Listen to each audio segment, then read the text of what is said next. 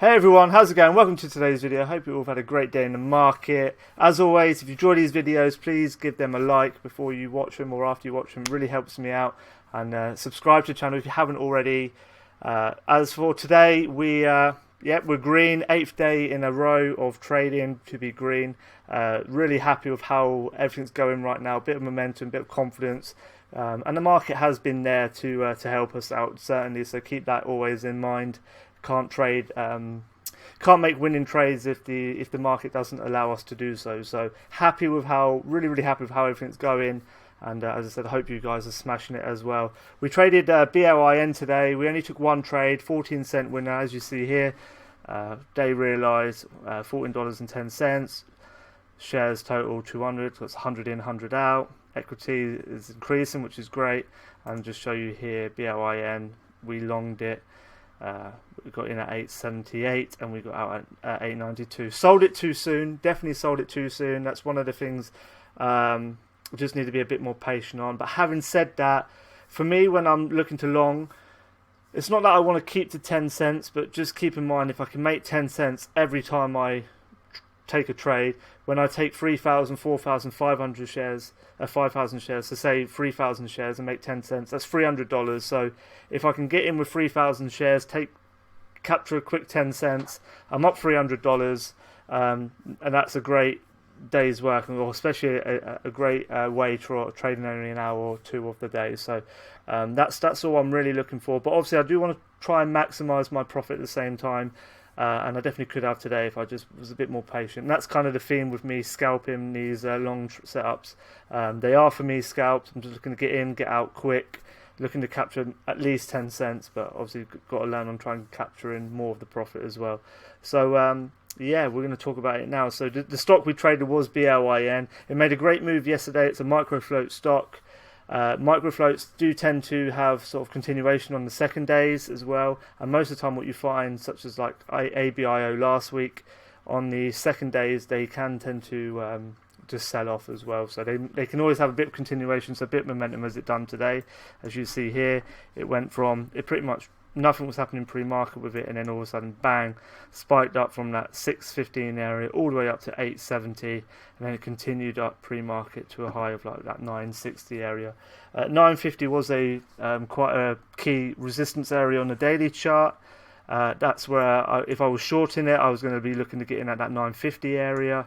So certainly once it broke here and it failed that 950 area, that's where I'd have been looking to get in, but sadly didn't have the shares to short. So so had to take it from a long perspective. So here was my actual trade. As you see here at the open, we took a washout long on the stock. So as you see, it started to sell off and then it sort of curled back around. So this $9 area right here, as you see here, I'll get a line here.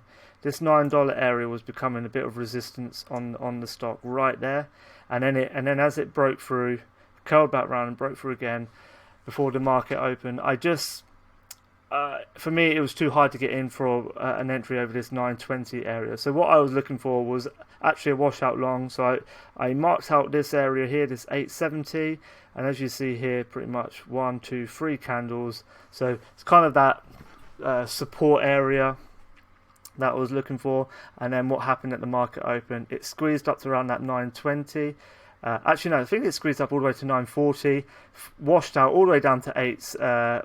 We've got a low here of 860. Happens very quick. So when it hits 860, it pretty much doesn't. It's very hard to get that bottom entry.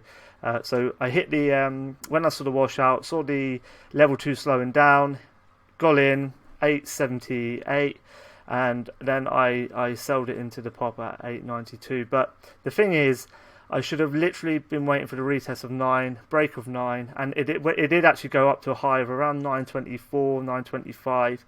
So definitely sold way too early, because once I got in, it did make this pop back over 9.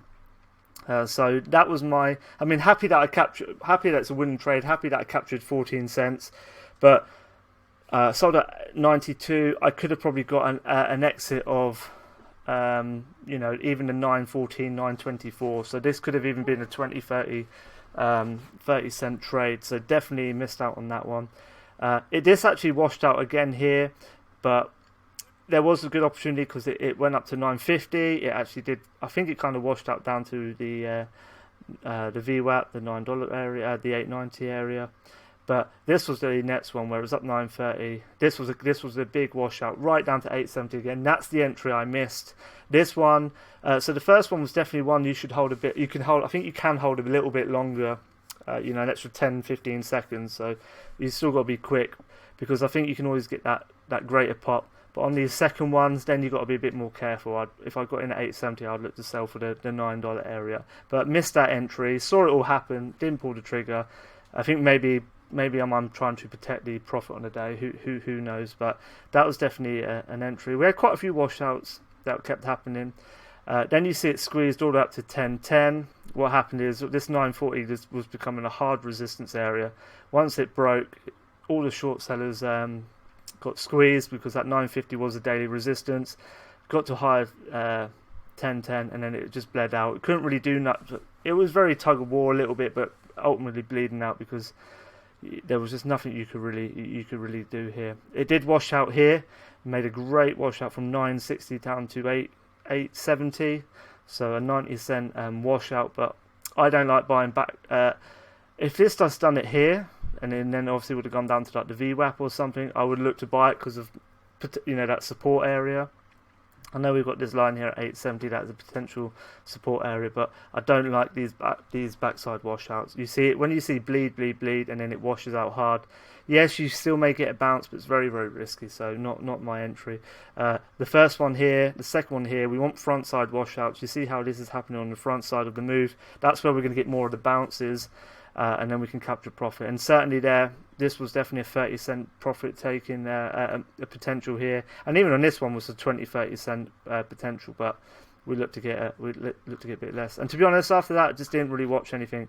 You see how this 870 has come into play today, and it sold all the way down. My potential target area would have been this $8 if I shorted, but I said sadly it couldn't short. So that's it, short and sweet. One trade in, one trade out. When I look to add more shares, like I said, I was trading 1,000 shares, 3,000 shares. That's all you need to do. Just get in, get out, take your money. Don't overstay your welcome. Don't keep trying to trade. The fact of the matter is, 14-cent gain. If I took 2,000 shares, that's $280. That's a great wage for working for, well, to be in a trade for about 3 minutes, if that, or trading 2 hours a day. So happy with how everything's going. Repeat myself again, please like the video if you haven't already, and please subscribe to the channel. Let's hope for a 9th green day. Back at it tomorrow. Hope you all had a great day. See you then. Bye bye.